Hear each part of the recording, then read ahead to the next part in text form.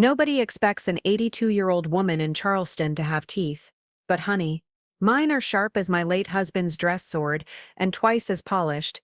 I was arranging my grandmother's crystal stemware that Christmas morning when I heard Gregory's BMW growling up my cobblestone drive like some angry beast. Through the lace curtains of my King Street mansion, I watched my 54-year-old son lumber out wearing that ridiculous golf outfit, the one that costs more than most folks make in a month. Melissa followed, tottering on heels that would shame a streetwalker, clutching her oversized purse like it contained the crown jewels instead of maxed-out credit cards. Lord, how different things used to be. I remember when Gregory was 8, standing on a wooden crate in my kitchen, his little hands sticky with molasses as we made pralines for the church bazaar. "Mama," he'd say, "when I grow up, I'm gonna buy you a castle." Sweet child. Now he wanted to sell my castle and put me in some godforsaken retirement facility in Somerville.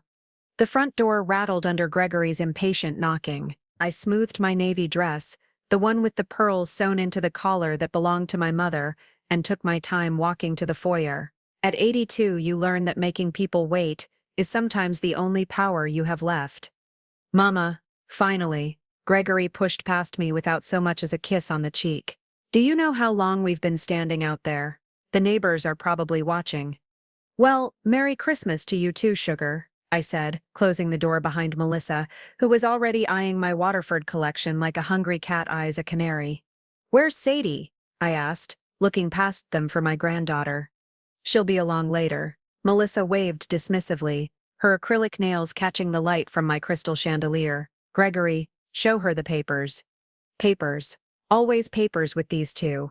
They'd been circling my estate like vultures ever since. My dear Admiral passed 5 years ago. What they didn't know was that I'd spent those 5 years getting my affairs in order with the precision of a Navy operation.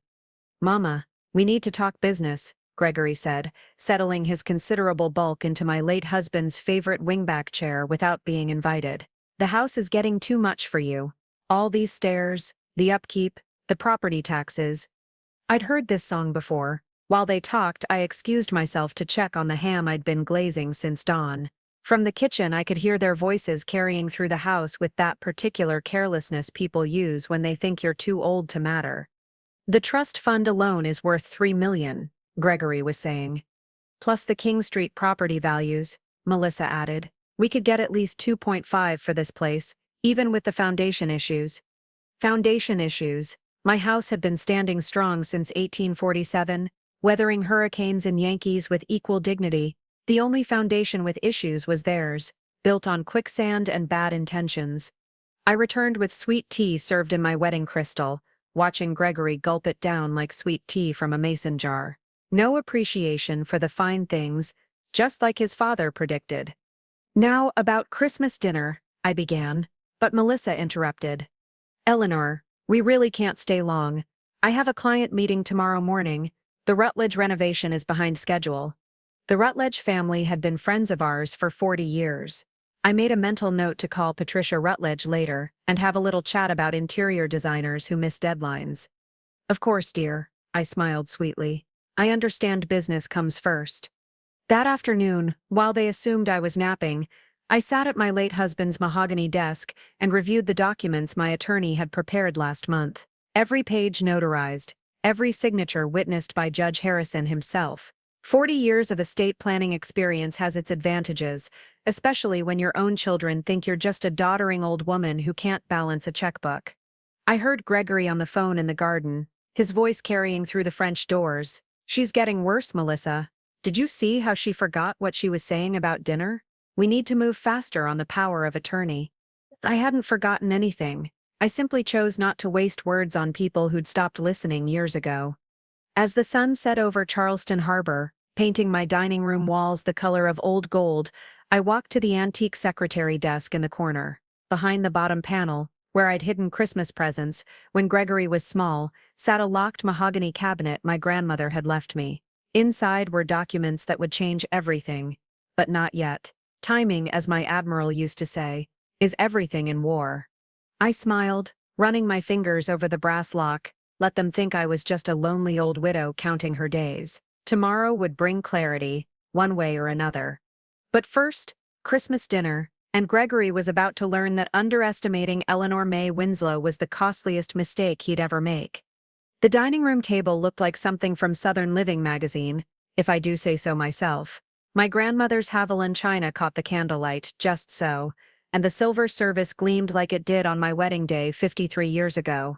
I'd spent 3 hours preparing my famous honey-glazed ham, cornbread dressing, and bourbon sweet potato casserole, recipes that had been in my family since before the war between the states. Sadie arrived just as I was lighting the candles, looking beautiful in a simple green dress that brought out her eyes. At 27, she had her grandfather's strong jaw and her great-grandmother's gentle spirit. She was the only one who still hugged me like she meant it. "Grandmother, this looks incredible," she whispered, squeezing my hand. "Just like when I was little." "Some things are worth preserving, sugar," I said, though we both knew I wasn't just talking about recipes. Gregory had changed into what he called his dress casual, khakis with a polo shirt that stretched tight across his belly. He'd been drinking bourbon since 4 o'clock, the good stuff from my late husband's collection, naturally. Melissa sat beside him wearing a black cocktail dress that was far too tight and far too young for a woman pushing 50. We said grace, a shortened version because Gregory was already fidgeting, and began passing the dishes. For a moment, it almost felt like old times. "Mama, this ham is perfect," Gregory said, and I felt my heart lift just a fraction. Maybe, just maybe, this Christmas would be different. Then he set down his fork and pulled out those damned papers again. "I've been thinking about our conversation earlier," he began, his voice taking on that patronizing tone he used when he thought he was being clever. "The smartest thing would be to set up a power of attorney arrangement, just to protect you, of course." Sadie's fork paused halfway to her mouth. "Daddy, it's Christmas dinner." "Business doesn't stop for holidays, sweetheart," Melissa interjected. "Your grandmother needs someone looking after her finances. Someone younger with a better head for modern investments." I took a sip of my wine, a 1998 Bordeaux my Admiral had been saving for a special occasion, and studied their faces. Gregory had that desperate look I remembered from his teenage years when he'd been caught in a lie. Melissa was practically vibrating with greed. "What kind of modern investments?" I asked innocently. Gregory leaned forward eagerly. "Well, there's this property development opportunity. Prime real estate out on Folly Beach, but I need capital quickly, these deals move fast." "How much capital?" "Just a loan, Mama. Maybe 200,000 to start. You'd get it back with interest, of course." 200,000. I knew from my sources at First National that Gregory's development company was hemorrhaging money. His last 3 projects had failed spectacularly, leaving a trail of angry investors and unpaid contractors. "That's a lot of money, son." "It's an investment in your family's future," Melissa said, reaching over to pat my hand with her cold fingers. "Gregory has such a good head for business." I set down my wine glass and looked at my son, really looked at him. When had his eyes become so hard? When had greed replaced the love I used to see there? "I'm sorry," I said quietly, "but I don't think that's wise." The temperature in the room dropped 10 degrees. Gregory's face flushed red above his collar. "What do you mean, not wise?" he said, his voice rising. "Mama, I'm trying to help you here. You can't manage all this money alone anymore." "I seem to be managing just fine." "No, you're not." He slammed his hand on the table, making the crystal ring like church bells. "You're living in the past, hoarding money while your family struggles. Do you know what my monthly expenses are? Do you have any idea what it costs to maintain our lifestyle?" "Your lifestyle, not your family, your lifestyle." "Gregory, please," Sadie said, her voice strained. "Grandmother worked hard for what she has." "She's 82 years old," he shouted. "What's she gonna do? Take it with her?" That's when something inside me went very, very quiet, like the silence before a hurricane hits. "Maybe I will," I said softly. Gregory stared at me for a moment, then let out a harsh laugh. "Oh, that's rich. That's really rich, Mama. You know what? You're selfish. You've always been selfish." He stood up abruptly, swaying slightly from the bourbon. His dinner napkin fell to the floor like a white flag of surrender. "You ruined Christmas, just like you ruin everything," he yelled, "sitting here in your museum counting your money while your family falls apart." Then he did something that changed everything between us forever. He grabbed his wine glass, my precious Bordeaux and my grandmother's crystal, and threw the contents directly at me. The burgundy liquid hit my dress, my pearls, my face, dripping down like tears of betrayal. "You ruined everything," he screamed again. Sadie gasped in horror. "Daddy." Melissa just sat there, a small smile playing at the corners of her mouth, like she was watching a particularly entertaining soap opera. And me. I didn't cry. I didn't yell back. I didn't even flinch. I smiled. It was the kind of smile my admiral used to wear when he'd just figured out how to outmaneuver an enemy who thought they had him cornered. The kind of smile that meant the real battle was about to begin. "Well," I said, dabbing wine from my face with what was left of my dignity, "I suppose that answers that." After they left, Sadie apologizing through tears, Melissa still smirking, Gregory slamming doors like a child, I sat alone in my dining room. The candles had burned down to stubs, casting dancing shadows on the wine-stained walls. I carefully removed my ruined dress and placed it in a cedar box I labeled "Final Trigger." Then I walked to the photograph of my late husband in his naval dress uniform, moved it aside, and retrieved a small silver key I'd hidden behind the frame. Tomorrow, I would visit the First National Bank of Charleston. Tomorrow, the real Christmas story would begin. Tonight, I smiled in the darkness and let the quiet fury settle into something much more dangerous: absolute resolve. At precisely 9 o'clock the next morning, I walked into Morrison, Blackwood and Associates wearing my best black suit and my mother's pearl necklace.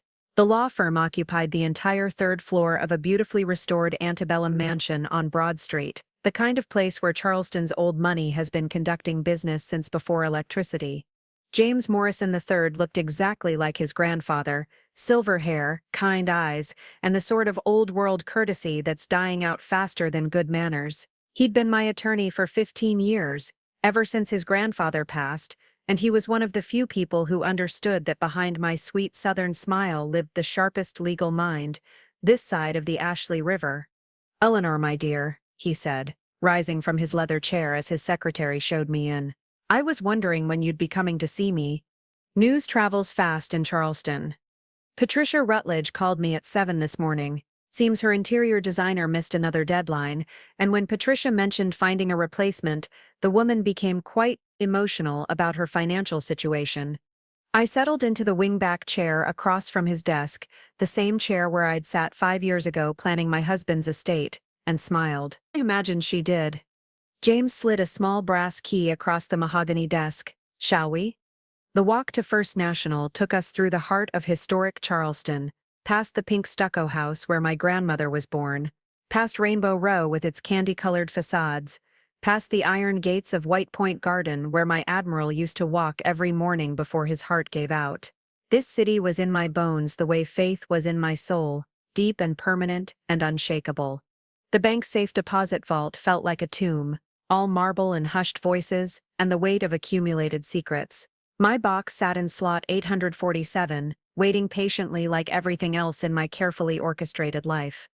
James turned his key at the same moment, I turned mine, and the metal door swung open to reveal my real Christmas present to myself: 5 years of methodical preparation. The first folder contained every financial record Gregory and Melissa had hidden from me: bank statements showing failed investments, defaulted loans, and a pattern of financial mismanagement that would make a riverboat gambler blush. My private investigator, a discreet gentleman recommended by Judge Harrison, had been quite thorough. The second folder held property deeds. In 1998, when Gregory's first business venture was failing, he'd come to me in tears begging for help. Like any mother, I'd helped, but not the way he thought. Instead of giving him a loan he'd never repay, I'd quietly purchased 60% of his company through a trust fund he'd never bothered to read carefully. 24 years later, he still didn't know I owned the majority stake in Winslow Development. The third folder was my favorite. It contained the original incorporation papers for the Eleanor Mae Foundation, established quietly 3 years ago with my attorney's help. The foundation controlled significant property holdings throughout Charleston, including several lots Gregory had been trying to purchase for his latest development scheme. "You've been busy," James murmured, reviewing the documents.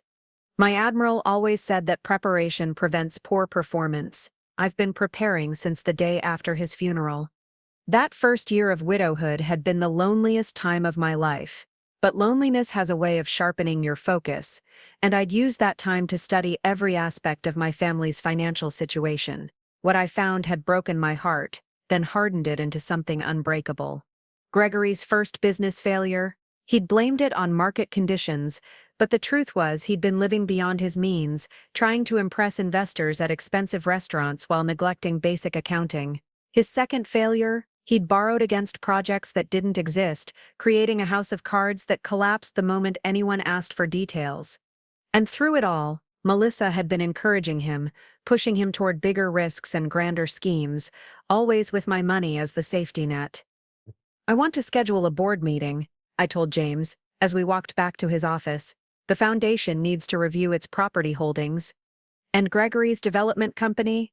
I think it's time I took a more active role in management decisions." That afternoon, I sat in my garden with sweet tea and the satisfaction of a woman who just discovered she was holding all the aces in a poker game where everyone else thought they were playing Go Fish. The wine stain had set into my dining room wallpaper, a purple shadow beside the window that caught the afternoon light. I could have had it cleaned, but I decided to leave it. Some stains are meant to be remembered. My phone rang at 4:30. The caller ID showed Gregory's number, but when I answered, Melissa's voice dripped through the receiver like honey over broken glass. "Eleanor, I wanted to call and apologize for last night. Gregory was under such stress, and the holidays are always difficult for him." "I understand, dear. He's really been struggling with the business. These development deals are so complicated, and the timing has to be perfect. If he could just get the capital to move forward." She was fishing, trying to gauge whether last night's tantrum had changed my mind about the loan. I let her dangle for a moment, enjoying the desperation I could hear beneath her practiced charm. "Melissa, honey, I've been thinking about what Gregory said, about taking a more active interest in the family business. Oh, that would be wonderful. He'd be so grateful for your guidance." "I'm sure he would. In fact, I've decided to call a shareholders meeting. It's time I understood exactly how my investments are being managed." The silence stretched so long I thought she might have hung up. "Shareholders meeting?" she finally said, her voice smaller than before. "Oh yes, dear. Didn't Gregory tell you? I've been a majority shareholder in Winslow Development for over 20 years. I really should start attending board meetings, don't you think?" After she hung up, without saying goodbye, I walked to my husband's study and pulled out his old Navy phone book. Admiral Winslow had served with some remarkable men, and several of them had gone on to distinguished legal careers. Captain William Thornfield, now a senior partner at the most prestigious firm in Savannah, answered on the second ring. "Eleanor Mae, I was just thinking about you and the Admiral. How are you holding up?" "I'm doing well, Billy. In fact, I might need some legal advice. Family business, you understand." "Whatever you need." I settled into my husband's leather chair and began to explain the situation. Outside, the Charleston sun was setting over the harbor, painting everything the color of old gold and new possibilities. The real battle was about to begin. 3 days after Christmas, I woke up with the kind of clarity that only comes from righteous anger properly aged. I'd spent 62 years being the dutiful daughter, devoted wife, and loving mother. Now it was time to be something far more dangerous, a woman with nothing left to lose and everything left to protect. My first stop was the Charleston Preservation Society's monthly board meeting. As a founding member and major donor, I rarely missed these gatherings, but today I had ulterior motives. Betty Catherine Thornwell, our president, had been my sorority sister at the College of Charleston, and her husband happened to be the senior loan officer at Palmetto Community Bank, the very institution financing Gregory's latest doomed venture. "Eleanor Mae, you look positively radiant," Betty Catherine said as I settled into my usual seat beside the window overlooking the Cooper River. "How was your Christmas?" "Educational," I replied, accepting tea from the silver service we'd been using since 1952. "Betty Catherine, I've been thinking about expanding the foundation's real estate portfolio. Do you know of any interesting properties coming on the market?" Her eyes lit up with the enthusiasm of someone who'd been waiting decades to be asked that question. Betty Catherine knew every piece of property in Charleston County, along with who owned it, who wanted to buy it, and who couldn't afford to keep it. "Well, there are several intriguing opportunities. The Folly Beach development that's been causing such a stir, apparently the financing has become complicated. I sipped my tea and watched a pelican dive into the harbor. How complicated? Charles says the primary investor has been making promises he can't keep. Something about using his mother's assets as collateral without proper documentation. Charles Thornwell was the kind of banker who'd been raised on discretion and sweet tea, but he told his wife everything, and Betty Catherine told her sorority sisters everything, and that's how information flowed in Charleston, like water finding its level.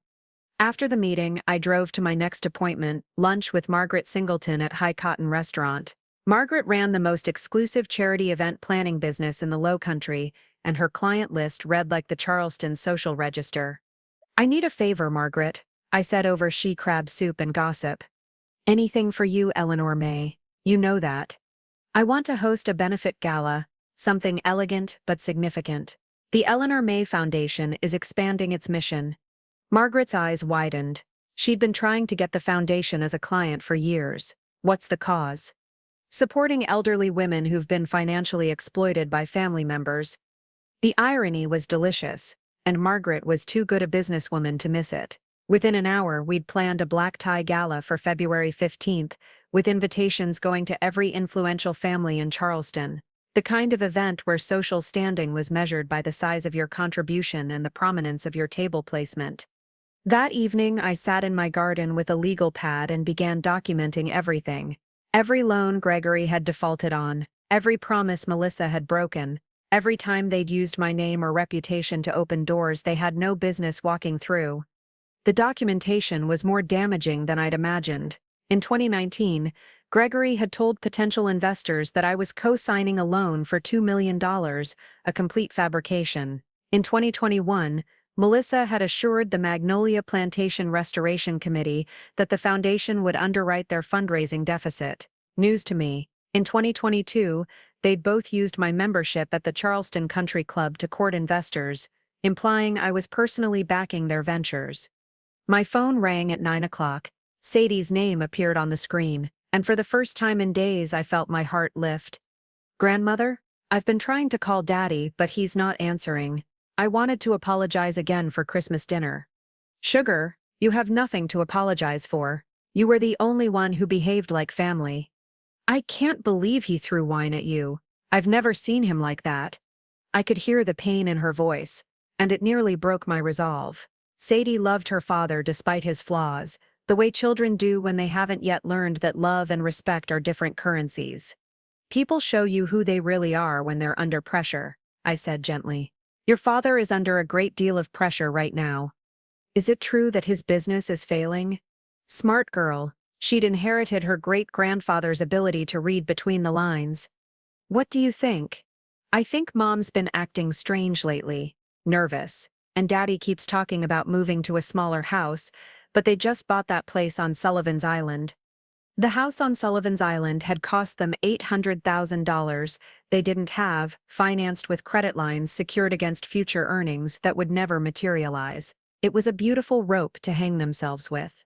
"Sadie, honey, I want you to remember something.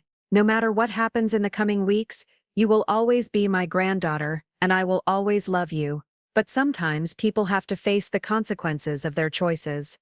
After we hung up, I opened my laptop and began composing emails to James Morrison about scheduling that shareholders' meeting, to Captain Thornfield about reviewing Gregory's business contracts for potential fraud, to my accountant about restructuring the foundation's assets to maximize our community impact. The next morning brought the first surprise. Gregory's business partner, Marcus Webb, called to schedule a meeting. Marcus was old Charleston money, the kind of man who wore seersucker in summer and spoke in the slow, measured tones of someone who'd never had to raise his voice to be heard. "Mrs. Winslow," he said, when I answered, "I think we need to talk about Gregory's representations regarding your involvement in Winslow development." We met that afternoon at the Ocean House on Broad Street, one of those restaurants where the servers call you ma'am and the men still stand when a lady enters the room. Marcus looked tired in the way that comes from discovering you've been lied to by someone you trusted. "Gregory told me you were a silent partner," he said after we'd ordered, "that you'd committed $2 million in capital for the Folly Beach project." "I see." Mrs. Winslow, I've put my own money into this venture, based on that understanding. If Gregory has been misrepresenting your involvement. I opened my purse and handed him a business card. Mr. Webb, I think you should speak with my attorney. There are some corporate documents you need to see. That afternoon, I received a call that made me smile for the first time since Christmas. It was Bernard Hughes, the president of Coastal Carolina Bank, returning a call I'd made that morning. Eleanor Mae, I heard through the grapevine that you might be interested in some commercial property investments. I might be, Bernard. What do you have in mind?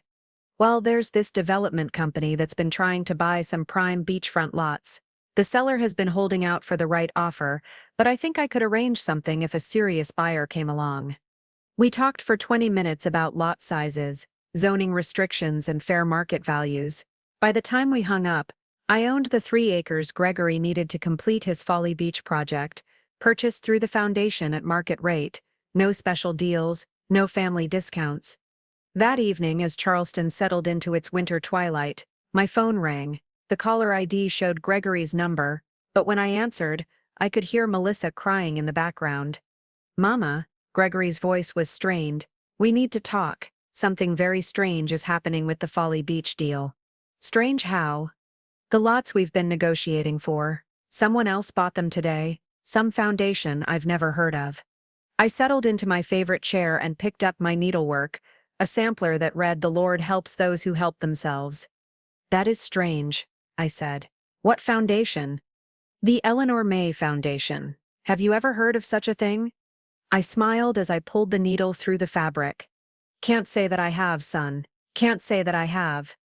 The new year arrived with unseasonable warmth, and the kind of news that makes a mother's heart break and harden simultaneously. Gregory's business had officially collapsed on January 3rd, taking with it Marcus Webb's investment, 3 employees' retirement accounts, and what remained of my son's reputation in Charleston's business community. I learned about it the way I learned about everything important in Gregory's life these days, from someone else. Patricia Rutledge called me at 8 in the morning, her voice thick with concern and curiosity in equal measure. Eleanor Mae, I thought you should know. Melissa didn't show up for our meeting yesterday, and when I called her office, the phone was disconnected. Disconnected? The whole design firm, honey. Apparently, she laid off her staff right after New Year's. Word is, they haven't been paying their suppliers for months. I thanked Patricia and hung up, then stood at my kitchen window watching the sunrise paint. Charleston Harbor, the color of old roses. Somewhere across town, my son and his wife were waking up to the reality I'd seen coming for years. The chickens, as my grandmother used to say, were finally coming home to roost. By noon, I knew the full extent of the damage. James Morrison had compiled a detailed report that read like a cautionary tale about pride, greed, and the consequences of living beyond your means. Gregory owed money to banks, investors, contractors, and suppliers throughout the Low Country. The house on Sullivan's Island was in foreclosure. The BMW and Melissa's Mercedes were being repossessed. Most devastating of all, they'd borrowed against Sadie's college trust fund. The money my husband and I had set aside for her education and future, $25,000, that was meant to be her safety net, had disappeared into Gregory's failed schemes. That's when my sadness crystallized into something harder and more purposeful than mere anger. Melissa called me at 2 o'clock, her voice raw from crying. Eleanor, we need your help. Gregory he's not handling this well. He's been drinking and talking about drastic solutions. What kind of solutions? He thinks you're behind the property deal falling through. He says you must have known about the foundation purchasing those lots. I almost laughed at the irony. And what do you think, dear? I think you're the only family we have left, and I think we've made terrible mistakes. It was the first honest thing Melissa had said to me in years. That evening, Sadie appeared on my doorstep carrying a bottle of wine and wearing the kind of expression that meant we were about to have a conversation that would change everything between us. Grandmother, can we talk? I led her to the garden room, where my husband used to read his maritime histories, and I still did my needlework. In the fading light, she looked so much like her grandfather, it took my breath away. The same steady gaze, the same thoughtful way of choosing words. I need to ask you something. And I need you to be honest with me, she said, pouring wine into 2 of my everyday glasses. Did you know Daddy was in financial trouble? Yes. For how long? Since his second business failed, about 8 years ago. She nodded slowly, processing information she'd probably suspected but never wanted to face. And the foundation that bought the Folly Beach property? I met her eyes directly. Mine. We sat in silence for a moment, the weight of family loyalty and hard truth settling between us like evening mist. He used my college fund, didn't he? She said finally. I'm afraid so. Sadie closed her eyes and took a shaky breath. When she opened them again, there were tears but also something that looked remarkably like relief. I've been so angry at myself for not seeing it, she whispered. All the signs were there. The late-night phone calls, Mom's constant worry about money, the way they kept asking you for loans. I kept making excuses for them because I wanted to believe. You wanted to believe your parents were who you needed them to be. That's not foolish, sugar. That's love. I walked to my husband's desk and retrieved a manila envelope from the bottom drawer. Inside was a copy of my original will, the one Gregory and Melissa thought still existed. I want you to read something, I said, handing her the papers. I watched her face as she read, saw the moment she understood what she was looking at. According to the will dated 5 years ago, Gregory would inherit the house and the majority of my estate. Melissa would receive my jewelry and a substantial cash settlement. Sadie would get a modest trust fund for education and $25,000 in cash. This is, she started, then stopped, reading more carefully. Grandmother, this will leaves almost everything to Daddy. That was the plan. Before I learned about the lies, the debts, and the way they'd been using my name and reputation to deceive people. Sadie set down the papers with hands that trembled slightly. What's the real will say? I poured myself more wine and settled back in my chair. The new will establishes the Eleanor Mae Foundation as the primary beneficiary of my estate. The foundation's mission is to support elderly women who've been financially exploited by family members and young women whose educational opportunities have been stolen by their relatives' poor choices. Her eyes widened. All of it? The house, the investment accounts, the life insurance policies, the Navy pension benefits, everything goes to the foundation, except for one provision. What provision? My granddaughter receives a full college trust fund restoration, plus graduate school funding, plus a trust fund that will provide her with financial security for the rest of her life, assuming, of course, that she's willing to serve on the foundation's board of directors. Sadie stared at me for a long moment, then began to laugh, the kind of laughter that comes from relief and shock and the sudden understanding that your world has shifted on its axis. You've been planning this for years, haven't you? Since the day after your grandfather's funeral, when Gregory asked me how much the house was worth. We talked until nearly midnight, and by the time she left, we'd drawn the battle lines clearly. Sadie would continue living her life, finishing her master's degree in social work, but she'd no longer make excuses for her parents' behavior. And when the time came, when Gregory and Melissa inevitably discovered what I'd done, she'd stand with me. The next morning brought a frantic phone call from Melissa. She'd found an unsigned copy of my new will in Gregory's home office and was calling in full panic mode. Eleanor, we need to talk, right now. This can't be real. Which will would that be, dear? You know exactly which will, the one that gives everything to some foundation. This is a mistake, right? A joke? I looked out at my garden, where the first crocuses were pushing through the January soil, and smiled. Melissa, honey, I think it's time we had a serious conversation. All of us together. Why don't you and Gregory come for Sunday dinner? The silence stretched so long I thought she might have fainted. Sunday dinner, she finally repeated, her voice barely a whisper. Yes, dear, I'll make my famous pot roast. We have so much to discuss.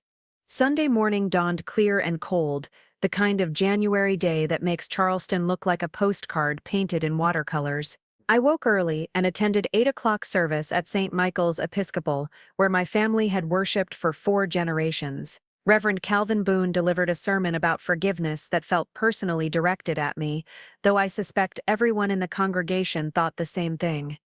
After service, Calvin caught my arm as I was leaving. At 85, he moved slowly but his mind was sharp as ever, and he'd known me long enough to read the signs when Eleanor Mae Winslow was planning something significant. You look like a woman with purpose this morning, he said. his weathered hands gentle on my elbow. Do I, Calvin? Haven't seen that particular expression since you organized the church ladies to protest that casino boat back in '98. What are you plotting? I smiled and patted his hand. Just a little family gathering, nothing dramatic. He chuckled. Eleanor Mae, when you say nothing dramatic, I know to expect fireworks. Just remember, vengeance belongs to the Lord. This isn't vengeance, Calvin. This is education. I spent the afternoon preparing pot roast with all the fixings, using my grandmother's recipe that had been feeding Charleston families since before the Civil War. The irony wasn't lost on me, cooking a farewell meal for the children who'd forgotten how to be grateful for anything I'd given them.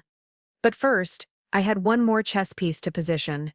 At 2 o'clock, I drove to the Charleston Rotary Club's monthly board meeting. As a past president and lifetime member, I rarely missed these gatherings, but today I had specific business in mind. Harold Mackenzie, our current president, had served as Charleston's zoning commissioner for 12 years before retiring, and he still maintained considerable influence over development decisions.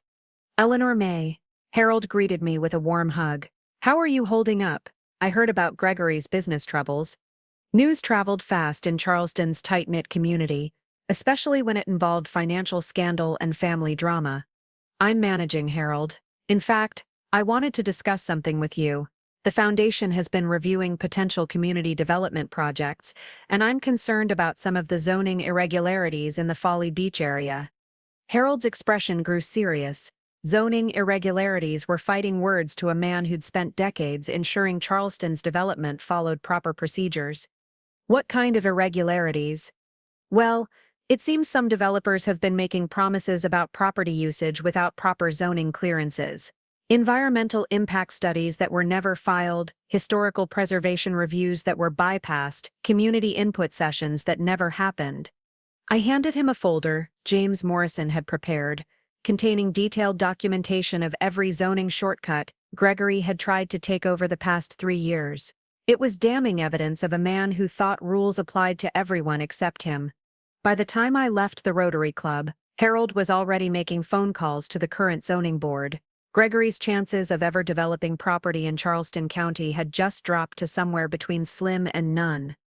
At 5 o'clock, I put on my navy dress, the same one I'd worn to Christmas dinner, and added my grandmother's pearl choker. Looking in the mirror, I saw not an elderly widow, but a woman who'd spent decades learning how power really worked in Charleston's interconnected web of family, money, and influence. Gregory and Melissa arrived precisely at 6, looking like condemned prisoners walking to their execution. Gregory had lost weight he couldn't afford to lose, and his expensive clothes hung loose on his frame. Melissa's designer handbag was gone, replaced by a simple black purse that had probably come from Target. "Mama," Gregory said, kissing my cheek with lips that felt cold and dry, "thank you for having us." "Family should share Sunday dinner," I replied, leading them to the dining room where I'd set the table with my second-best china. No point in wasting the Haviland on this conversation. We made small talk through the first course, my famous she-crab soup served with homemade biscuits. Melissa complimented the presentation. Gregory asked about my garden plans for spring. We were all performing politeness while waiting for the real conversation to begin. I served the pot roast with roasted vegetables and rice, pouring wine into glasses that wouldn't stain irreplaceably if thrown. Then I sat down, folded my hands, and smiled at my son and daughter-in-law. "Now then," I said pleasantly, "I understand you found some paperwork in Gregory's office." The temperature in the room dropped 10 degrees. Melissa's fork stopped halfway to her mouth. Gregory set down his wineglass with shaking hands. "Mama, about that will," Gregory began. "Yes. It has to be a mistake, some kind of draft that your lawyer prepared as an option, because the real will, the one we discussed after Daddy died, that left everything to family." I took a delicate bite of pot roast and chewed thoughtfully. "What makes you think it's a mistake?" "Because," Melissa jumped in, her voice rising slightly, "because you're family-oriented. You've always put family first. You wouldn't leave everything to strangers." "The foundation isn't strangers, dear. It's my life's work." Gregory leaned forward desperately. "But Mama, we're your children. This house, your estate, it's supposed to stay in the family. Like Sadie's college fund was supposed to stay in the family?" The silence that followed was so complete, I could hear the grandfather clock ticking in the hallway. "You know about that," Melissa whispered. "I know about everything. The forged signatures on loan applications, the investors you've been telling that I'm backing your ventures, the contractors you haven't paid, the employees whose retirement funds you borrowed against without permission." Gregory's face went pale. How do I know? Because I'm not the doddering old fool you think I am. Because I spent 40 years managing money and understanding legal documents before you were even born. Because I have friends and connections throughout this city who've been watching your spectacular failure unfold for months. I stood up and walked to the sideboard, retrieving a thick manila envelope from the drawer. "This contains copies of every fraudulent document, every forged signature, every false representation you've made using my name or reputation. James Morrison estimates you've committed enough financial crimes to earn yourselves about 15 years in federal prison." Melissa started crying, ugly, desperate sobs that probably would have moved me 5 years ago. "Eleanor, please? We made mistakes, but we're family. We can fix this, we can pay people back." "With what money, dear? You've lost your house, your cars, your businesses. You stole from your own daughter's education fund. What exactly do you propose to use for repayment?" Gregory rallied enough to try one last desperate play. "The house, Mama. We could sell the house and use the proceeds to settle the debts. Start fresh somewhere else." I almost felt sorry for him. Almost. "This house will never be sold, Gregory. It's protected by historical preservation trusts, conservation easements, and family foundations that will ensure it remains intact long after we're all dead." That's when something snapped in Gregory's eyes. The desperation turned to rage, and for a moment, I saw the selfish, entitled child he'd apparently never stopped being. "You vindictive old witch," he snarled. "You planned this. You've been planning this for years." "Yes, I have." "Why? What did we ever do to deserve this?" I sat back down and took a sip of wine, studying my son's face, looking for any trace of the boy who used to make me pralines and promised to buy me a castle. "You threw wine at me on Christmas Day and told me I'd ruined everything. Then you smiled about it." The next morning, I received a phone call that made me smile for the first time in weeks. It was Judge Harrison's clerk, informing me that Gregory was being served with papers for a court hearing about his business practices. The zoning board had voted to launch a formal investigation, and the district attorney's office was reviewing potential fraud charges. I hung up the phone and walked to my garden, where the January roses were blooming despite the cold. Sometimes justice takes time to flower, but when it does, it's beautiful to behold. The Charleston County Courthouse had seen its share of family drama since 1792, but I suspect even those weathered walls weren't prepared for the spectacle of Eleanor Mae Winslow testifying against her own son on a cold February morning. I arrived at 9 o'clock sharp, wearing my best black suit and carrying the burgundy leather briefcase my admiral had given me when I started my estate planning practice. James Morrison walked beside me, his silver hair catching the morning sunlight as reporters gathered on the courthouse steps like vultures sensing carrion. "You don't have to do this," he murmured as we climbed the marble steps. "We could still settle this privately." I paused at the top of the stairs and looked back at the Charleston harbor, where my husband's ship had docked 43 years ago when he'd come home from his final deployment. He'd been a man who believed in duty, honor, and the importance of standing up for what's right, even when it costs you everything. "Yes, James, I do." The courtroom was packed with familiar faces. Charleston society loves nothing more than watching one of their own fall from grace, especially when it involves money and family betrayal. I spotted Betty Catherine Thornwell in the third row, Harold Mackenzie near the back, and Patricia Rutledge sitting with a group of women whose interior design projects had been abandoned when Melissa's business collapsed.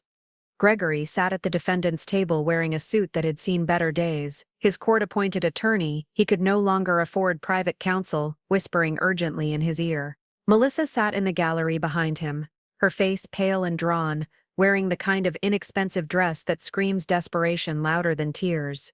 When they called me to the witness stand, I walked slowly but steadily, my hand resting briefly on the Bible, as I swore to tell the truth, the whole truth, and nothing but the truth. So help me God.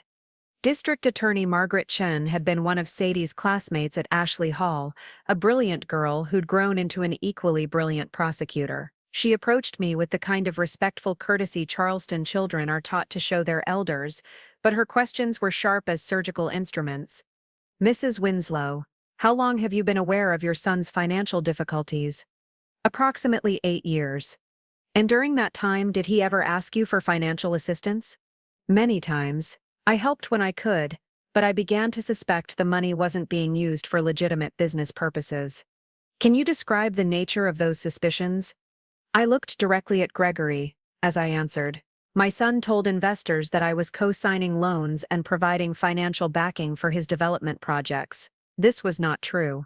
He also used my name and reputation in the Charleston business community to gain access to investors and contractors he would not have been able to work with based on his own credit and history.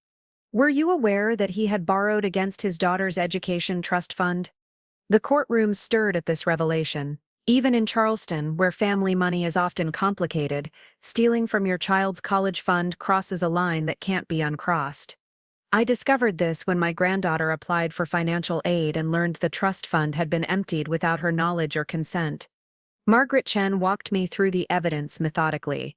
Bank records showing forged signatures, loan applications claiming assets that didn't exist, investment prospectuses promising returns from developments that were never properly zoned or permitted. The most damning evidence was a series of emails Gregory had sent to potential investors, specifically referencing my mother's full financial backing and her extensive connections in Charleston's banking community. He'd even included photographs of my house and gardens as evidence of the family's financial stability.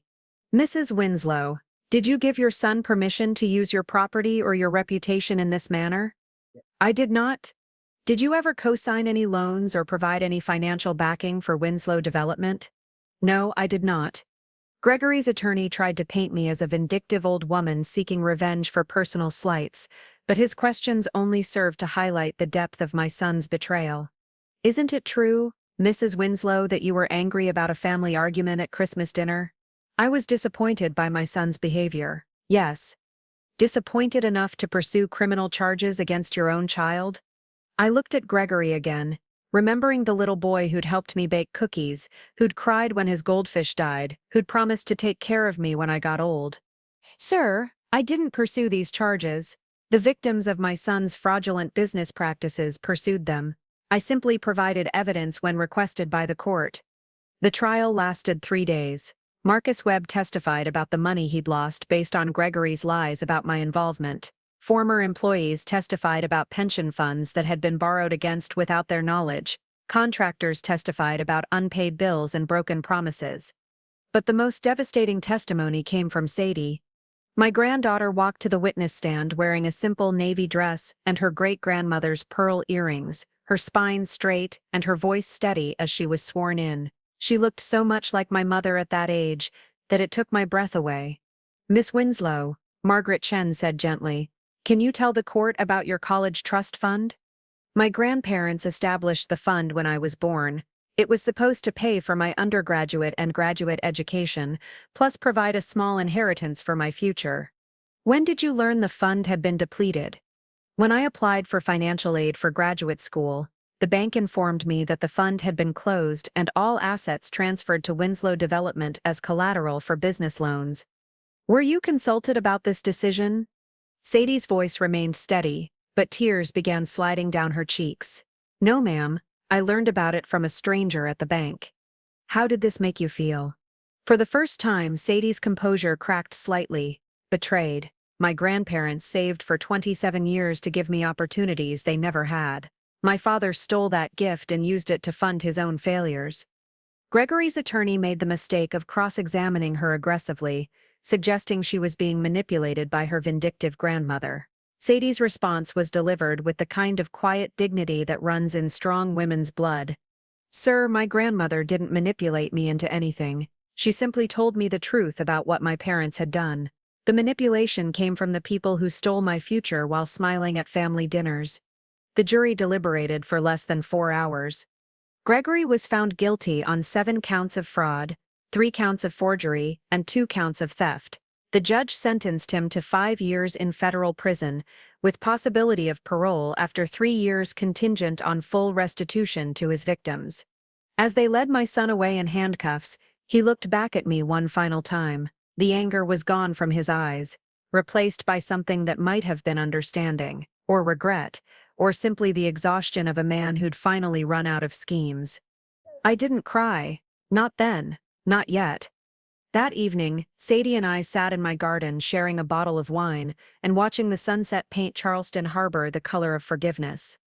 "Do you think he'll ever understand why we had to do this?" she asked. "I think your father understands more than you might expect. Prison has a way of clarifying a man's perspective on his choices." As we sat there in the gathering dusk, a courier arrived with a registered letter from the Department of Veterans Affairs. Inside was notification that my late husband's Navy pension had been recalculated, and I was entitled to a retroactive settlement dating back to his death. The amount was $3.7 million. I handed the letter to Sadie and watched her eyes widen as she read. "Grandmother, this is justice," I said quietly, "and the seed money for everything we're going to build together." The real work was just beginning. Spring came early to Charleston that year, as if the city itself was ready for renewal after the harsh winter of family reckonings and public trials. I woke each morning to the sound of mockingbirds in my garden, and the distant bells of St. Michael's calling the faithful to prayer, and for the first time in years, I felt truly at peace.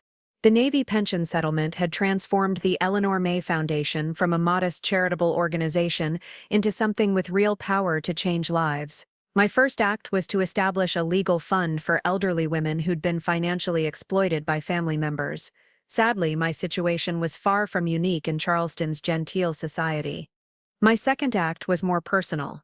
"Sadie, honey, how would you feel about moving in here with me?" I asked one sunny March morning, as we shared coffee and biscuits on the piazza. "This old house is too big for one person, and I could use the company." My granddaughter had been living in a cramped apartment near the College of Charleston, working 2 part-time jobs to pay for graduate school, while her parents' legal troubles consumed what remained of the family resources. The relief on her face when I made the offer was worth more than all the money in my investment accounts. "Are you sure, grandmother? I don't want to be in your way." "Sugar, you could never be in my way. Besides, I'm going to need help managing the foundation, and I can't think of anyone I'd trust more." Within a week, Sadie had moved into the bedroom that had been her father's when he was young, the one with windows overlooking the garden, and built-in bookshelves that had once held his model airplanes and baseball trophies. It felt like the house was healing itself, replacing bitter memories with the possibility of new ones. Our daily routine became a source of quiet joy. Sadie would leave for classes and work in the morning while I attended to foundation business and correspondence. Evenings, we'd sit in the garden room where I'd begun a new project, a memory quilt using fabric from significant moments in our family's history. The centerpiece was a square cut from my wine-stained Christmas dress, the burgundy fabric now faded to the color of old roses. Around it, I arranged pieces from my wedding dress, Sadie's christening gown, my mother's favorite apron, and my husband's Navy dress uniform. Each square told a story, and together they formed a tapestry of generations. "Tell me about this one," Sadie would say, pointing to a piece of faded blue cotton. "That's from the dress I wore when your grandfather proposed. We were walking through White Point Garden, and he got down on one knee right by the old cannon. I was so surprised I dropped my purse in the fountain." These evening conversations became the foundation for something larger. Sadie, with her social work training and natural empathy, suggested we document the stories of other elderly women in Charleston who'd faced family betrayal and financial exploitation. "Their stories matter, grandmother, and other women need to know they're not alone." By summer, we'd launched the Charleston Women's History Project, collecting oral histories from women over 70 who'd survived everything from the Great Depression to ungrateful children. The interviews were conducted in my garden room, over tea and petite fours, with the dignity and respect these women deserved but rarely received. Mrs. Catherine Pinkney, 93, told us about the son who'd convinced her to sign over her house, then put her in a nursing home and sold the property for development. Mrs. Mary Rutledge, 88, described how her daughter had emptied her savings account to fund a failed restaurant, leaving her unable to afford her heart medication. Each story was heartbreaking and infuriating, but also inspiring. These women had survived, adapted, and found ways to reclaim their dignity and independence. Their resilience reminded me why the Foundation's work was so important. The project caught the attention of the Charleston Post and Courier, which ran a series of articles about financial elder abuse in South Carolina. The publicity brought donations, volunteers, and most importantly, more women who needed help navigating legal systems and family betrayals. By autumn, the Foundation had helped 12 women recover stolen assets, prosecute family members for fraud, and establish independent living arrangements. We'd also provided emergency funding for medical care, housing, and legal fees to dozens more. But the work wasn't just about money. It was about restoring dignity to women who'd been made to feel invisible, powerless, and ashamed of their families' betrayals. "You've given us our voices back," Mrs. Pinckney told me during one of our afternoon tea sessions. "For years I thought it was my fault somehow, that I'd been too trusting, too naive. Now I understand that the fault lies with the people who took advantage of that trust."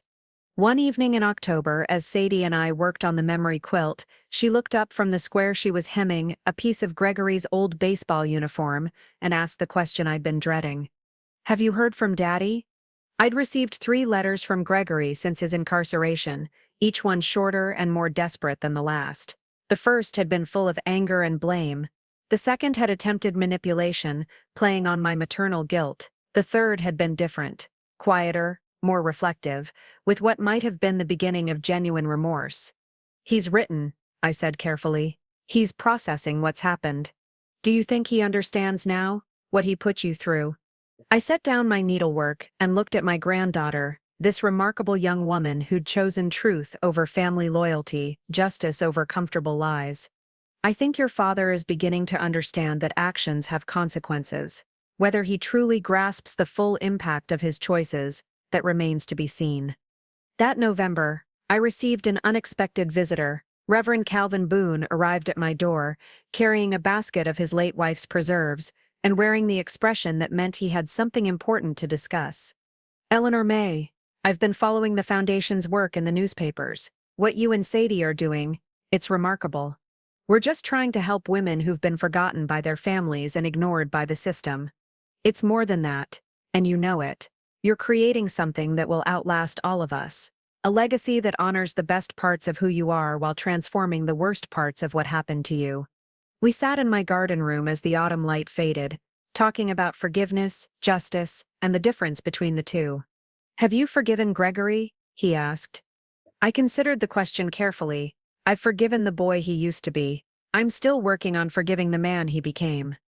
That evening, I made a decision that surprised even me. I sat down at my writing desk and composed a letter to my son, not a response to his previous letters, but something entirely new.